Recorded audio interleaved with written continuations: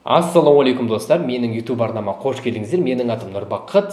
Бұл видео обзорда рынокқа глобальный және локальный анализ жасап оймен бөлісетін боламын. Биткойнді не күтуде, қазір неге құлауда, $76,000 дейін құлады, одан бөлек эфириум неге $1800 дейін құлады, рынок психологиясын талдайтын боламыз.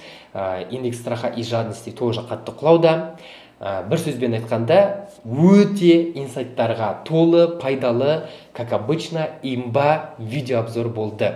Сол үшін міндетті түрде менің YouTube арнама, Instagram, Telegram каналыма тіркеліп кетіңіздер, осы видеоға кері байланыс қалдырыңыздар, лайк басыңыздар және міндетті түрде осы видеомен бөлісіңіздер достарыңызға, таныстарыңызға, криптовалютамен қызығып айналысқысы келетіндерге. Ал сіздерге берекелі білім болсын. Биткойн қазір бізде $81,000 тұрады. Соңғы видео обзорында биткойн бағасы $98,000, то ли $100,000 еді. Ал оның алдыңғы видео обзорда биткойн $106,000 тұрды. Сол кезде мен ескертіп өткен едім, бізде медвежья дивергенция RSI-да сызылғанын, және де двойная вершина қалыптасқанын. Сол кезден бері дым өзгермеді, бірақ биткойн дәл мен айтқандай құлауда. И менің мнением все-таки дұрыс келуде. Двойная вершина сызылғаны, биткойн бізде распределениеде екені, глобальная, оған бізде дәлел біріншіден $60,000 жоғары сауда жасап жатқанда бір жылдан астам уақыт өтті. Міне қарап көрейік. Міне қарасаңыздар, 378 күн бойы биткойн $60,000 жоғары сауда жасауда. Екіншіден медвежья дивергенция. Оның алдында бізде мына жақта қалыптасқан еді, және биткойн бізде $69,000-дан $16,000-ға дейін құлады. Ал енді осы жол бізде $73,000 мен $108,000 арасында қалыптасты. Уақыт аралығы ровно бірдей, почти что, мұнда даже тіпті көбірек, но әртүрлі значениеде уже. Адамдар қазір рынокқа особо сенуден қалуда, байқасаңыздар. Себебі биткойн құлауда, ал альткойндар болса өзін өте жаман сезілуде. Себебі эфириум дәл қазір $1,859 тұрады, хотя биткойн $81,000. Ал биткойн қазір $60,000-ға құласа не болады деген адамдарда ішінде қорқыныш бар. Мен қазір түсіндіріп өтетін боламын, өзімнің позициямды мен не күтемін дегендей. Сначала соңғы өзімнің оқушыларыма бөлісіп өткен ойымды айтып өткім келеді. Бұл бізде 9 март күні, ол кезде биткойнның бағасы, эфириумның бағасы бізде где-то $2,100 тұрды. Сол кезде мен айтып өткен едім, бізде эфириум глобально аккумуляциясызды мына жақта, енді төменге қарай манипуляция болу керек деп. Тіпті значениесінде жазып өткен едім. Міне 1851, 1726. И байқасаңыздар 1851-ге құлады. 1851-ге құлады. Тіпті 1726-ға дейін почти что құлады, но азғантай жетпей қалды, Мында мен дәлелімен түсіндіріп өттім. Не үшін олай құлау керек екені? Бізде төменге қарай манипуляция болды, не себепті? Чтобы адамдарға психологический давление жасау үшін. Адамдардың бәрі қазір қорқынышта. Не үшін? Рынок құлауда. Эфириум уже 1800, неужели бычий цикл, бычий рынок аяқталды? Ал биткойн әлі все еще $81,000-да. Биткойн действительно $50,000-ға құласа, эфириум мен альткойндар не болады? Деген адамдарда қорқыныш пайда болуды дәл қазір. Биткойн не күтуде алдағы уақытта? Мен айтып өттім, бізде в скором времени снижение болады деп, и дәл айтқан мнением келуде. В скором времени мен все еще күтетін болам, еще больше снижениелерді. Әрине, возможно, биткойн бізде осылай рост жасап, $120,000-ға дейін өсіп, потом только снижение болуы. Но вряд ли, сомневаюсь. Неге сомневаться етем? Себебі, во-первых, биткойн $60,000-дан жоғары, яғни исторический максимум 2021-дің. Одан жоғары сауда жасап жатқанына бір жылдан астам уақыт болды. Яғни, итак, мына жерде распределение болды. Мына жерде 100% распределение болды. Мына жерде еще более крупный болды. Неге? Зачем онда $120,000-ға апарып, двойная вершина тағы сызуға глобальный, типа мына кездегідей. Қарап өтетін болсақ, міне. Типа мына кездегідей, міне, двойная вершина сызып. Зачем? Мына жерде и так двойная вершина сызуда, но более кішкентай объемда. Ал мына жерде уже двойная вершина сызса, білмеймін, слишком логично болып кетеді. Мен ойымша олай жасамайды. Максимум ары кетіп бір $90,000 қайтан көруіміз мүмкін, Больше всего осылайынан дәл снижаться етуіне сенемін. И осы диапазонда ала қаласа альт өзін болуына сенемін. Қараңыздар, мында бір қызық график болайын деп отыр. Мына жақта бізде биткоин ұзақ уақыт бойы мында сауда жасады и еще осылайынан өсті. Былай қарасаң да бір қызық фигура шықты, иә. Ол бізде негізі ортаңғы саусақты көрсететін фигураға ұқсайды. Жаман ойламаңыздар. Мына жақта бізде қандай жаңалықтар шыққан еді? Давайте еске алып өтейік. Мында бізде өте көптеген жаңалықтар шықты. Биткойнның бағасы еще 100 000 доллар тұрған кезде. Ну, во-первых, давайте санап көрейік. 100 күн бойы биткойн 90 000 доллардан жоғары сауда жасады. 100 күн бойы. Осы кезде Трамп президент сайланды. 20 февраль, как раз сол кезде биткойн 110 000 долларға дейін барып қайтқан еді. Одан бөлек өте көптеген позитивді жаңалықтар шықты. Дональд Трамптың мем-койны шықты, иә. И, конечно, недавно ғана бізде бір жаңалық шыққан еді. Ол крипторезерв. Биткойн сатылмайды, ең қызығы, ал альткойндар болса сатылатын болады. Биткойнды сатпағаннан бөлек, олар биткойнды сатып алмайды да. Яғни, олар скам болған биржалардан, мошенниктерден алған биткойндарын сақтайды, и все. Ал альткойндарды тоже особо алмайды. Егер мен қателеспесем, осындай бір қызық жаңалық шықты. Бұл бізде тоже недавно ғана болды, но сонда да осындай супер мега позитивный жаңалық болса да, биткойн и рынок құлауда.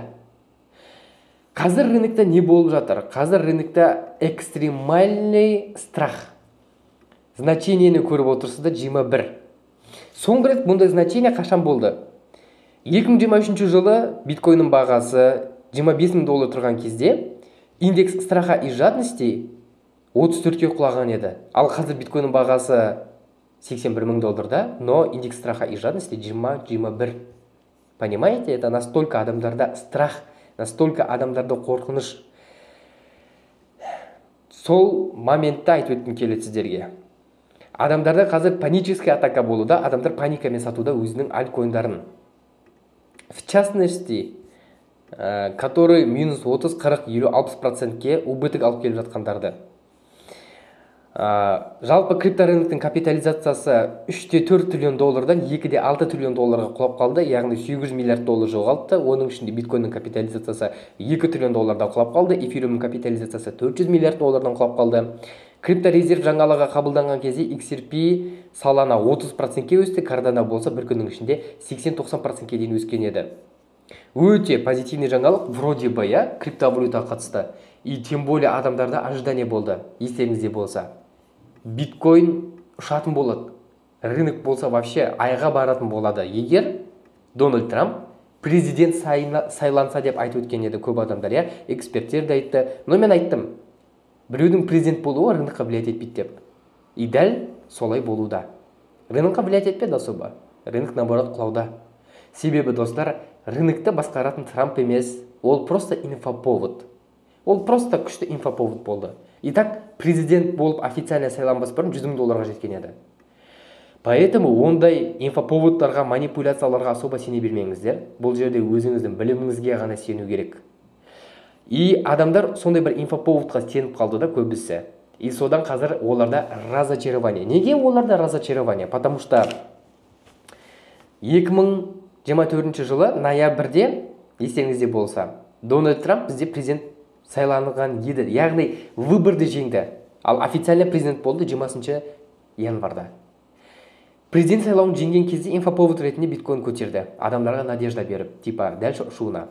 Негізі мен еще осы кезде видеообзор салған едім. Биткойн 60 000 доллар тұрған кезде. Бізде 80 000 доллардан жоғары болады. Даже закрепление жасайтын болады. Мынау 73 000 доллар исторически максимумнан жоғары деп. Себебі оған повод болды да бірнеше. Мен ол жайлы да айтып өттім соңғы 3 видеообзорында. Бірақ биткойн 100 000 долларға жетті. Әрине мен қателестім. Ол ойыммен ол жайлы тоже бөлістім, мойындадым. Қай жерден қателескенімді нақты түсіндіріп разбор жасап бердім. Бірақ мен қателеспедім, ол манипуляциядан. Адамдар сеніп қалды инфоповодқа. Қазір не істеу керек? Давайте көрейік, я. Мен уже айтып өттім сіздерге. В скором времени бізде, возможно, биткойн осылайынан көтеріліп қайтуы мүмкін, потом обратно құлауы мүмкін. Но с большой вероятностью мен в скором времени уже апрельде даже, я, возможно, марттың соңында уже 73 000 долларды, а даже 69 000 долларды көруіміз әбден мүмкін екен. Ал альт сезон менің ойымша осы распределение значениелерінде болу керек Алла қаласа. Ол примерно бізде $76,000, $64,000 арасында боковик болған кезде, то есть осындай бір боковик болған кезде, возможно, осылай рост жасаған кезде арасында бізде уже альтүзім болу керек. Потому что медвежий рынок басталмас бұрын всегда альтүзім болады. Ал альтүзім болмас бұрын биткоиннің соңғы распределение стадиясы болады екен. Поэтому Алла қаласа мен все еще күтудемін рынокта альтүзім болуын. Ал эфириумға келетін болсақ, бізде төменге қарай манипуляция жасады. Айтып өткендей, бұл психологический давление. Ол жайлы мен оқушыларыма ескертіп өткен едім. И в точности болуда. В скором времени тағы осы жерде бір айдай тұруы, немесе, возможно, 2 айдай тұру мүмкін, я. Көреміз қанша уақыт тұру мүмкін, но потом уже дальше ростты күтетін болам, Алла қаласа, осы манипуляциядан кейінгі болатын расширениеде.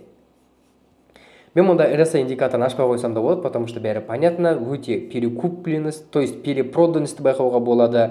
Даже қазір бізде мынау биткоиннің графигінде де перепроданность байқауға болады, байқасаңыздар, я. Поэтому локально айтып өткім келеді. Егер осы аптаны, яғни 3 күннен кейін биткоиннің бағасы $81,500 жоғары закрепление жасса, возможно, біз келесі апта рост көріп қайтамыз.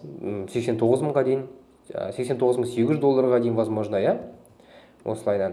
Но особо сенбеймін қайттан $100,000 баруына. Потому что $100,000 барса, ол уже признак болады обратно биткоиндағы бычий циклдың бітпеуіне. Қазір биткоинда бізде распределение. Уже айтып өткендей, бізде мында 1 жылдан астам ұзақ уақыт сауда жасауда жоғары бағада, хотя до этого ең арзан бағада бізде сауда өте аз уақыт жасады. Мысалы, $16,000-17,000 арасында всего лишь 2 ай ғана сауда жасады. Өте аз уақыт. Қазір распределениеде крупный инвесторлар өз активтерін бірнеше есе табыспен сатуда. Мысалы, Майкл Сейлор, ол кісі, білесіздер, $33 миллиард инвестиция жасады биткоинға. 2020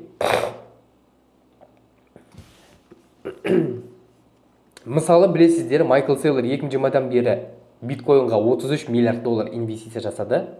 И оның қазір таза табысы $10 миллиард деп құрайды. Өте жақсы табыс негізінде. То же самый BlackRock, Fidelity, Valkyria сияқты биткоин ETF эмитенттері, естеріңізде болса, мен алдыңғы видео обзорларда ескертіп өткен едім. Олар биткоин $16,000 тұрған кезде, $18,000, $25,000 тұрған кезде накопление жасады ең арзан бағада деп. Естеріңізде болса әрине, я. Сол кезде мен ескертіп өткен едім. Так.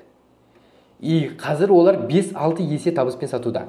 Поэтому мен 100% сенімдімін, бұл қазір распределение болуда. Биткоинді алу-алма ол сізге байланысты. Мен ешнәрсе демеймін, но в скором времени мен жаңа айтып өткендей осындай фигура распределениесін көретін боламын. Әрине бір түрлі көрінеді, но қызық, я. Эфириумнан сіздерге түсінікті деп ойлаймын. Қазір бізде өте жесткий манипуляция жасады, как будто бір медвежий рынок басталып кеткендей, потому что эфириумның бағасы 2023 жылғы значениеге түсті. Что вы понимали, ол 2 жыл бұрынғы значение. Ал эфириум биткоинға қатынасса болса, доминациясы, ол минимумдардың бәрін пробить етуде. Қараңыздар, 3 жылдық минимумға жетуде. 2020 жылға уже құлауда значениесі. Доминациясы настолько эфириумның өруде, что слишком негативный влияние болуда эфириумға қатысты. Биткоин доминациясы бойынша не күтуге болады? Қазір ключевой уровень 61,53 деген значениеден жоғары закрепление жасауға тырысуда. Яғни пробой жасауға. Негізі бізге желательно осы уровеньнен төмен закрепление жасау керек. Менің ойымша доминациясында уже развязка болайын деп жатыр. Себебі, во-первых, бұл жерде тоже дивергенция қалыптасқан, міне, байқасаңыздар. Себебі, біріншіден, мына доминацияның проценті 64-35-ке барып қайтты, ал мына жерде 61-53 болды, я? Ал енді значениелерін қараңыздар. Мұнда екі түрлі значение. RSI индикатор бойынша. Поэтому бұл бізде дивергенция болып қалыптасады. И в скором времени мына доминациясында развязка болуын күтем. Алла қаласа, до этого айтып өткендей видео обзорларда 55-26-дан төмен закрепление жасаса, осылай емес, төмен міне осылайынан бізде алла қаласа альтсезон уже басталуда деп есептеуге болады екен. Поэтому пока что асықпаймыз, шешім қабылдап в скором времени доминациясының құлауын күтуге болады. Ол нәрсе уже жақын арада болуы керек. Оған қоса мен жалпы альткоиндардың капитализациясын айтып өткім келеді. Жалпы альткоиндардың капитализациясы исторически максимумнан жоғары закрепление жасай алмай жатыр. Жақсы реакция алуда 40% скидка жасап, в скором времени мен дәл өсуін күтетін болам. Возможно, 2,5 триллион долларға дейін баруы мүмкін. С текущих ол дегеніміз 3 есе өсуі.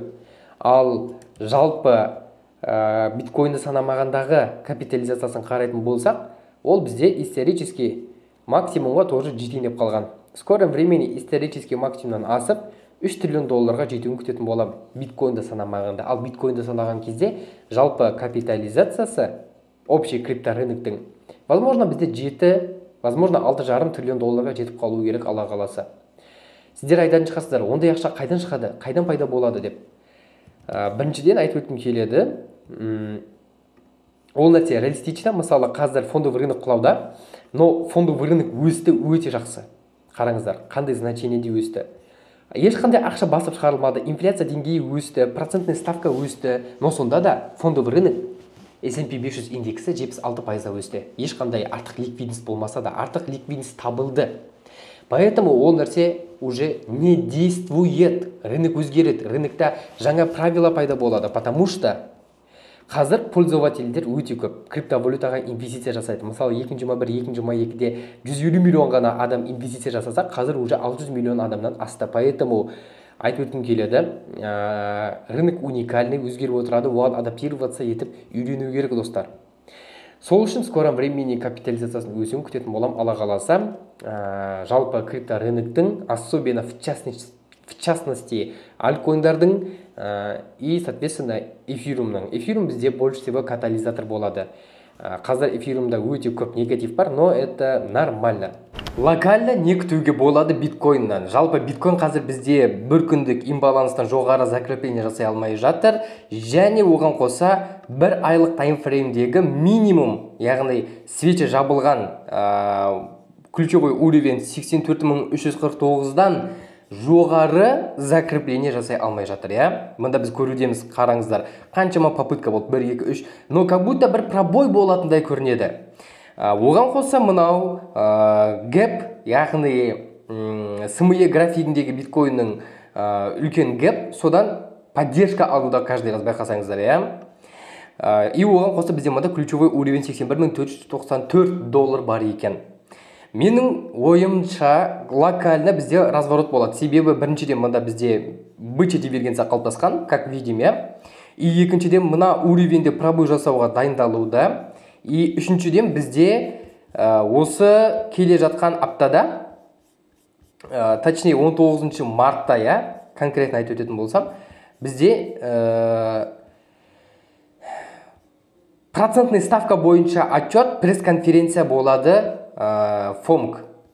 Егер процентный ставка 4-5-тен төмен болса, онда өте жақсы, позитивный. Егер 4-5-тен жоғары болса, әрине бұл негативный влиять етуі мүмкін рынокқа. Ал егер 4-5 болып шықса, как ожидание, онда рынок өзгермейді. Негізі алдыңғы аптада инфляция бойынша отчет шыққан еді, алдыңғы аптада. И сол кезде рынок бізде ростпен реагировать етті, но ол особо қатты положительный, прям қатты өсірген жоқ рынокта. Поэтому менің ойымша осы процентный ставкадан кейін уже біраз рынокта өзгеріс болуы керек. Как минимум локальный разворот болуы керек, потому что мына бычий дивергенция бізде перепроданности көрсетуде. Хотя мына жерде уже закупты көруге болады, откуп болды. Айтып өткенімдей, егер биткоин бізде 84.349 долларды жоғары закрепление жасаса, бір күндік таймфрейм, и еще осы аптада жоғары закрепление жасаса, хотя бы 81.394-ті жоғары закрепление жасаса, онда бізде сигнал болады локальный разворот алуына примерно осы 89.800 доллар или даже 81.500 долларға дейін локальный разворот алуына сигнал болады. Но это локально, не означает, что бізде дальше 100 000 долларға бару дегеніміз, но хотя кім біледі, Все-таки мен до этого айтып өткенде, алла қаласа осы жерге құлауын күтемін. Ол возможно бізде майда болады, возможно апрельде болады, оны уже көре жатармыз. Жалпы соңғы менің сделкаларымды айтып өткім келеді. Мен бірнеше сделкаларды бөліскен едім, публично, кстати. Ол жайлы мен ескерттім өзімнің телеграм публичный каналымда, ол жерге тіркеліп кетсеңіздер болады. Тоже жаңалықтармен бөлісем, арасында рынокқа талдау жасаймын. И мен осылай тегін 5 сетап бөліскен едім. Қараңыздар, екеуі 500%, үшіншісі 400%, төртіншісі тоже 400%, бесіншісі 300% прибыль алып келді. Суммарно маған 16 есе, даже қазір одан да көп, 18 есе прибыль алып келді сол фьючерс депозитіме. Просто прикиньте. Всего лишь 2 аптадағы менің сделкам еще публичный болды. Адамдарды ескертіп отырмын. Сол үшін достар, мүмкіндіктерді пайдаланыңыздар. Көп адамдарда қандай ожидание болды? Көп адамның қателігі неде? Адамдардың қателігі, олар диверсификация жасамады және рынокты талдамады. 2021 жылы альтюзон болған кезде альткоиндар 100 есе пайда алып келген еді осы роста. И адамдар сол нәрсені естіді басқа крипто эксперттерде. Мен мына жақта биткоин мен эфириум жинадым, еще и альткоиндарды жинадым бірнеше сектордағы. Мысалы Layer 1, Layer 2, искусственный интеллект дегендей, и GameFi, яғни Stepn деген сондай бір приложениелердің ойын токендерін сатып алған едім. Олар маған жақсы табыс алып келді барлығы. Особенно искусственный интеллекттер, тонды сатып алдым мына жақта еще $1 тұрған кезде. И менде ең көп бөлігі биткоин мен эфириум болды портфельде. Адамдардың қателігі неде? Адамдар адаптация жасап үлгермеді.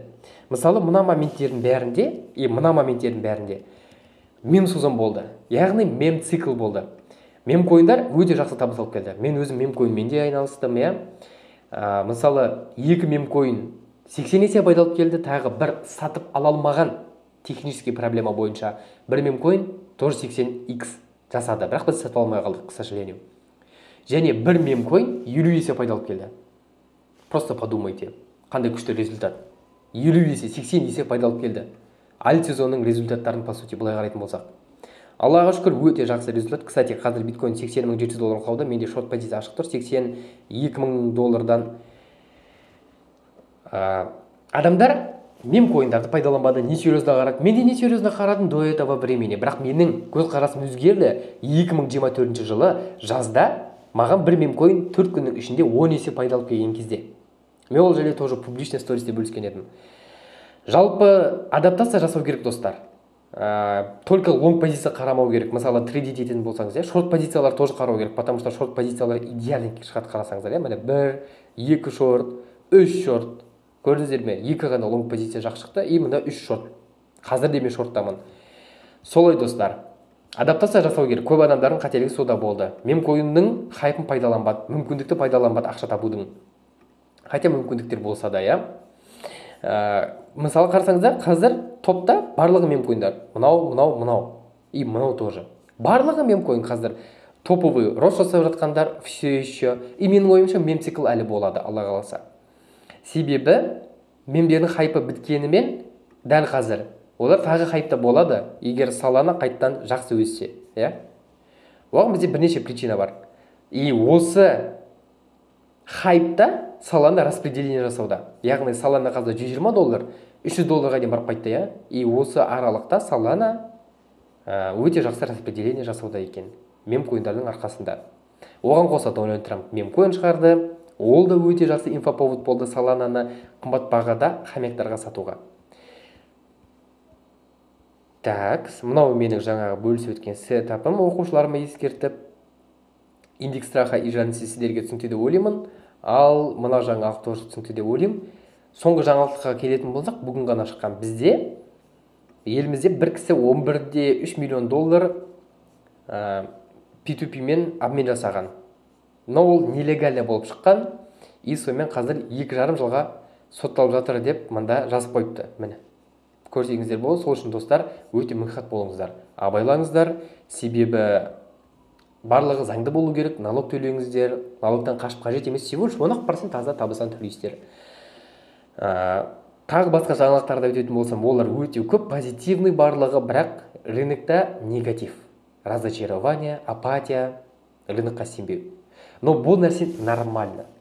Дәл солай 2018-де болған. Рынок бізде, точнее биткоин бізде еще 18 мың доллар тұрған кезде, 20 мың доллар тұрған кезде, я осы кезде альтсезон болған еді соңғы 2-3 айында. Потом уже биткоин жақсы құлады. Но қазір уже цикл басқаша. Адамдар үйреніп қалды баяғы циклды эксперттерден естіп. Ал дәл қазір байқасаңыздар, көп эксперттер қателесуде. А именно, рынок не болып жатқанын түсінбейді, неге рынок құлап жатқанын түсінбейді, олар дұрыстап трейдить ете алмай жатыр, потому что олар үйреніп қалды постоянно рынок өсіп жатқан кезде успешный сделкаларды ашуға.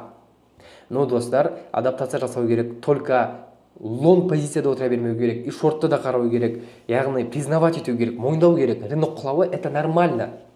Егер сізде паника болса, дәл қазір рынок құлап жатқаннан, онда сізде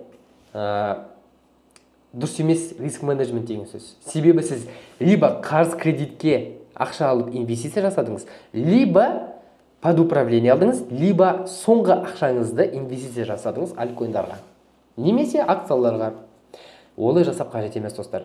Ал егер сіз артық ақшаңызды инвестиция жасағаныңызда сізге паника болмайтын еді мен сияқты. Менде мысалы мүлде паника жоқ, Аллаға шүкір, потому что менің хотя көп ақшам инвестиция жасалынса да, менде паника жоқ. Себебі менде опыт бар, менде понимание бар, менде точка зрением бар, өзімнің мнением бар, и менде план бар. Сол үшін менде ешқандай паника болмайды достар. Сол себепті мен кеңес беремін, егер сізде паника болса, рынок өскен кезде безубытокпен, либо же 2-3 есе табыспен шығып кетуге. Потому что сіз олай өзіңіздің психологияңызды сындырасыз. Сіз өзіңізді некомфортно сезінесіз. Сізде депрессия болуы мүмкін. Сол себепті достар, инвестиция жасаған кезде ойланып инвестиция жасаңыздар. Нақты өзіңіздің бір торговый стратегияңызды құрып, біреуден естіп алып инвестиция жасамаңыздар, потому что ол адам қателесуі мүмкін. Ол да сіз сияқты адам. Мысалы, мен биткоин 100 000 долларға бармаудан қателесім жарайды. Понимаете? Мен де қателесем. Мен де адамын. Но бірақ биткоин 100 000 долларға өскенімен всего лишь 40-50% қана ары кетсе табыс алып келді. Хотя сол моментте басқа мен ескертіп өткен альткоиндарым 6-7-8 есе пайда алып келген еді. Мысалы, суи.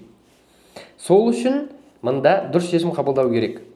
Ал суи демекші, мен альткоиндарды айтып өткім келеді. Бір момент. Альткоиндарда не болуда, не байқап жатырмыз. Қазір бізде альткоиндар құлауда.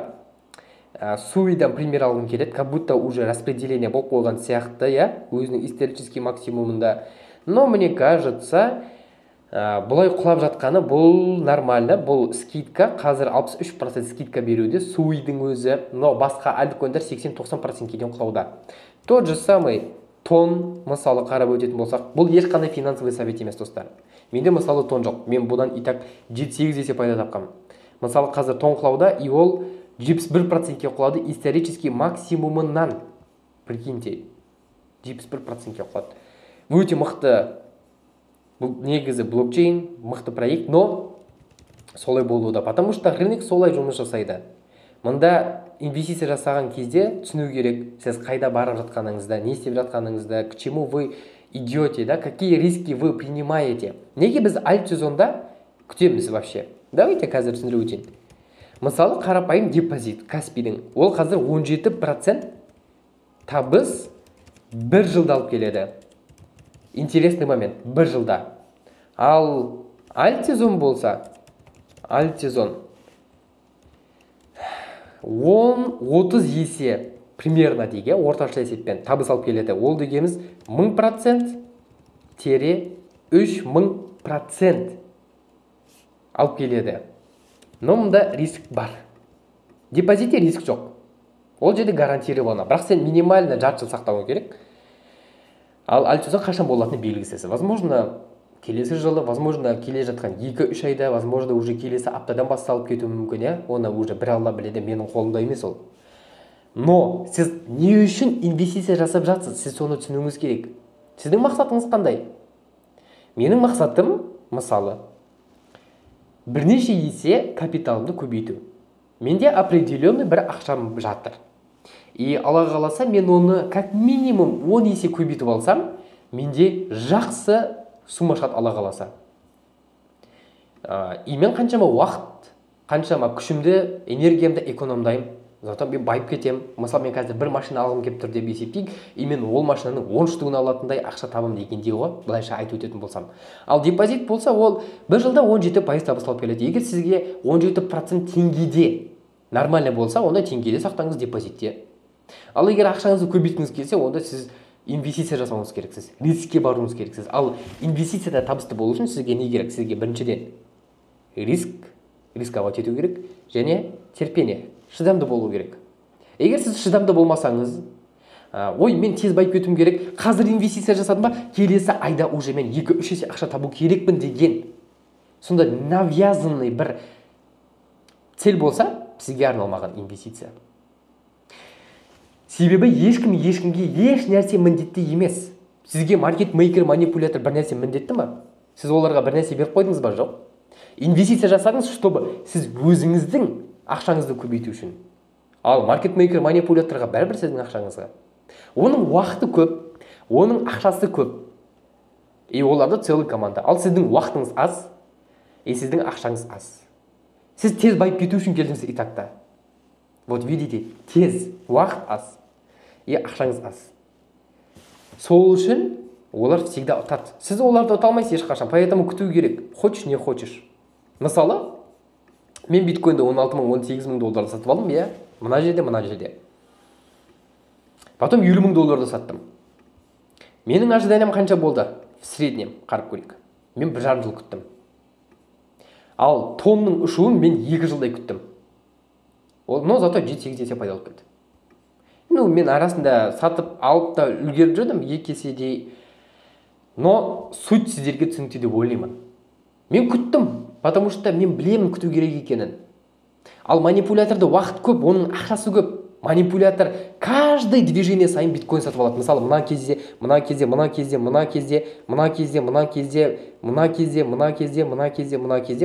постоянно сатып алып отырады. Но әр кезде әрқандай объемдарда.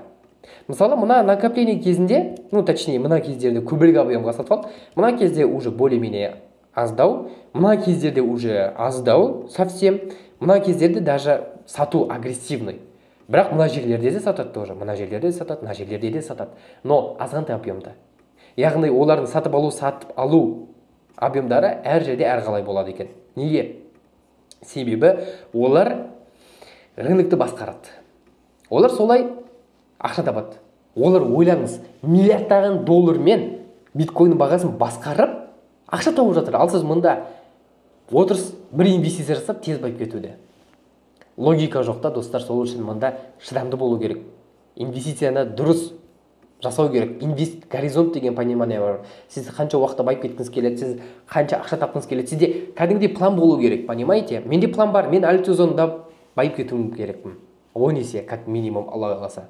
Но срок менің қолымда емес, но мен предполагать ете аламын 2026-ға дейін деп ше. Понимаете, в чем прикол? Сіздерде сондай бір инвест горизонт болу керек, сіздерде диверсификация болу керек. Менде портфеліме только 1-2 ғана альткоин емес, менде бірнеше сектордан альткоиндар жиналып қалды. Менде мемкоиндарда тоже портфелі бар, долгосрокқа и краткосрокқа тоже самый. Одан бөлек менде акцияларда бар. Кстати, недавно мен уже 2 ай болады, 17 март күні